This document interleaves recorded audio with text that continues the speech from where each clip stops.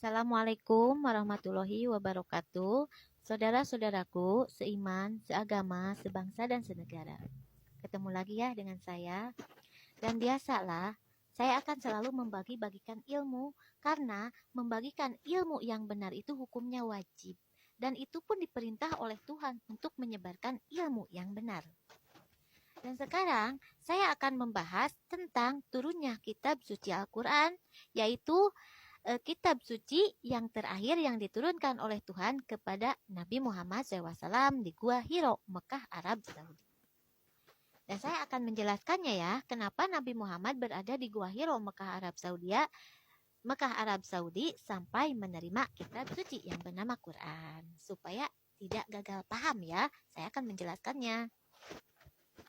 Dan sekarang saya akan merinci atau menceritakan sejarah tentang Nabi Muhammad sejak kecil dari orang tuanya. Kita harus tahu ibu Nabi Muhammad bernama Siti Aminah.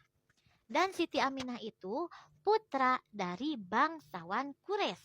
Jadi Siti Aminah itu putra dari bangsawan. Jadi bangsawan itu orang yang terhormat ya, bukan orang sembarangan. Sedangkan orang tua Siti Aminah bangsawan Quraisy keturunan raja-raja dari Mesir yang berasnya kepada Nabi Ismail, putra Nabi Ibrahim dan Siti Hajar yang menikah dengan putri Nabi Yusuf dan Siti Julaiha, bangsawan dari Mesir, melahirkan raja-raja dari Mesir, berasnya sampai ke Siti Aminah, ibunda Nabi Muhammad SAW. Dan dari pihak ayah, yaitu Sayyid Abdullah. Beliau putra Abdul Muthalib, dan waktu itu Abdul Muthalib kalangan berharta, walaupun bukan bangsawan, tetapi Abdul Muthalib kalangan berharta.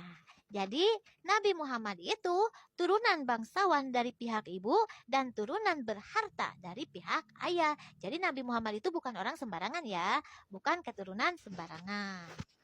Dan ketika itu Siti Aminah dan Sayyid Abdullah menikah. Dan ketika itu orang tua Siti Aminah pun meninggal. Jadi ketika Nabi Muhammad dilahirkan, orang tua Siti Aminah sudah wafat ya. Dan di saat Siti Aminah, Sayyid Abdullah dan ketika waktu itu agamanya ketuhanan. Jadi belum ada Islam ya. Agamanya ketuhanan, yaitu agama yang dibawa oleh Nabi Adam sampai Nabi Ibrahim kan agamanya ketuhanan. Sedangkan agama ketuhanan itu yakin adanya Tuhan dan menyembah kepada Tuhan dengan cara tegak berdiri, penghormatan atau ruku, bersimpuh atau sujud, duduk iftirasi atau berdialog dengan Tuhan atau yang disebut sembahyang yang sudah dilaksanakan sejak zaman Nabi Adam.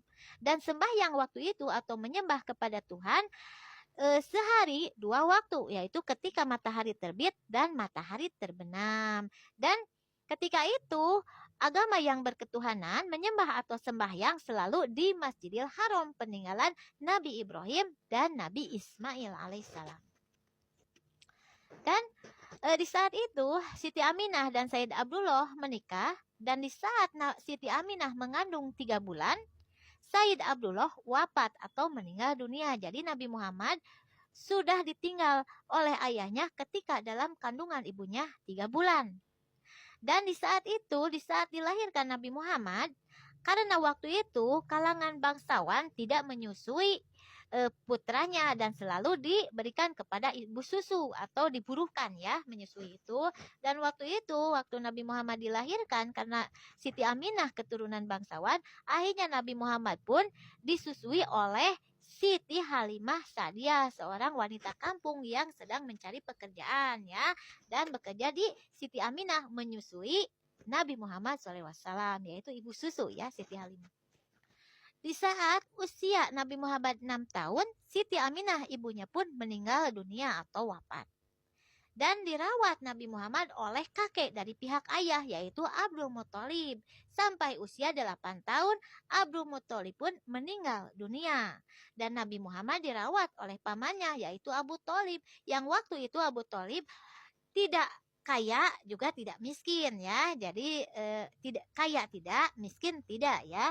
Dan Nabi Muhammad dirawat oleh pamannya di usia 8 tahun. Dan waktu itu Abu Thalib banyak ingon-ingonnya atau domba-dombanya. Dan Nabi Muhammad Dia tidak mau menjadi benalu kepada pamannya dan akhirnya dia bekerja di pamannya, yaitu mengembala domba pamannya, yaitu Nabi Muhammad di usia 8 tahun menjadi seorang pengembala, yaitu mengembalakan domba paman-pamannya sampai usia 12 tahun. Dan di saat usia 12 tahun Nabi Muhammad pun mencari pekerjaan, yaitu melamar pekerjaan ke Siti Khadijah, seorang janda kaya raya yang paling kaya di kota Mekah. Dan akhirnya Siti Khadijah pun menerima lamaran pekerjaan dari Nabi Muhammad, yaitu Nabi Muhammad bekerjanya mendagangkan barang dagangan Siti Khadijah. Dan Nabi Muhammad pun mendagangkan barang dagangan Siti Khadijah ke negara Syam, Palestina, ke negara Mesir, dan negara-negara yang berdekatan dengan negara Arab Saudi. Dan semua dagangan Siti Khadijah sangat laku karena Nabi Muhammad bersifat al-amin atau orang yang sangat jujur dan dipercaya, ya. Makanya barang dagangan Siti Khadijah pun sangat laku. Dan waktu itu Nabi Muhammad banyak yang menjadi sahabat dalam perdagangan seperti Sayyidina Abu Bakar, Sayyidina Utsman. Beliau bersahabat dengan Nabi Muhammad sejak dalam perdagangan Siti Khadijah, mendagangkan barang dagangan Siti Khadijah, dan banyak sahabatnya termasuk Sayyidina Abu Bakar dan Sayyidina Utsman, ya, dan banyak lagi. Dan di saat usia 25 tahun, karena Siti Khadijah tertarik dengan akhlak Nabi Muhammad yang jujur, benar, pintar, dan terpercaya atau amanah, makanya Siti Khadijah melamar Nabi Muhammad untuk menjadikan suaminya, dan Nabi Muhammad pun menerima, dan akhirnya Nabi Muhammad dan Siti Khadijah menikah. Nabi Muhammad di usia 25 tahun seorang perjaka, Siti Khadijah di usia 40 tahun seorang janda yang kaya. Dan akhirnya mereka menikah. Dan mereka pun sampai mempunyai putra-putri, ya. 6, ya, 3 perempuan dan 3 lelaki. Dan di saat itu Nabi Muhammad, yang di saat itu kalangan Nabi Muhammad, keluarga dan istrinya agamanya ketuhanan, tetapi waktu itu di negara Arab agama ketuhanan sangat sedikit.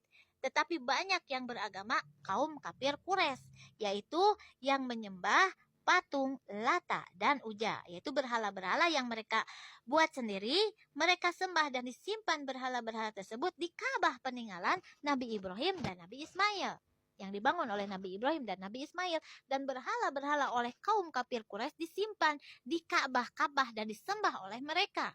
Tetapi agama kaum kafir Quraisy, dia tidak berakhlak atau tidak bermoral, yaitu tidak ada perkawinan dengan siapa saja mereka, seksual, tidak ada perkawinan, tidak ada perceraian. Waktu itu dia melakukan seksual dengan siapa saja. Dan waktu itu juga tokoh kaum kafir Quraisy sangat kejam terhadap bayi perempuan. Apabila ada seorang wanita melahirkan bayi perempuan itu selalu oleh tokoh kaum kafir Quraisy dibunuh secara di ruang krepes, yaitu dikubur hidup-hidup. Dan kenapa kaum kafir Quraisy selalu membunuh bayi perempuan? Karena katanya seorang perempuan itu akan menjadi benalu kepada lelaki, yaitu hanya meminta makan, tidak ingin bekerja, sedangkan lelaki kan yang bekerja. Jadi makanya wanita waktu itu selalu dibunuh secara di ruang krepes karena akan menjadi benalu, katanya, ya. Dan di saat itu juga tokoh kaum kafir Quraisy kepada rakyatnya sangat kejam dengan cara meminta pajak yang berlebihan. Apabila rakyatnya tidak mau memberikan pajak, maka dibunuh secara sadis dengan dimutilasi, ya. Makanya kaum kafir Quraisy disebut waktu itu zaman jahiliyah, zaman yang sangat kejam kepada manusia, tidak bermoral atau tidak beri kemanusiaan. Dan waktu itu Nabi Muhammad yang beragama ketuhanan beserta keluarganya, dia tidak berani melawan. Karena apa? Yang beragama ketuhanan waktu itu sedikit. Tetapi yang beragama kaum kafir Quraisy itu sangat banyak dan besar, dan wibawanya sangat besar di kalangan itu. Makanya tidak ada yang berani melawan dari pihak agama ketuhanan. Dan waktu itu Nabi Muhammad selalu datang ke Gua Hiro, Mekah, Arab Saudi, menyendiri dan menangis melihat kezoliman kaum jahiliyah waktu itu. Dan di sana juga turunlah malaikat yang disuruh oleh Allah untuk menurunkan wahyu, yaitu wahyu itu ilmu-ilmu dari Tuhan yang diberikan kepada Nabi Muhammad untuk menjadi pedoman hidup yang disuruh oleh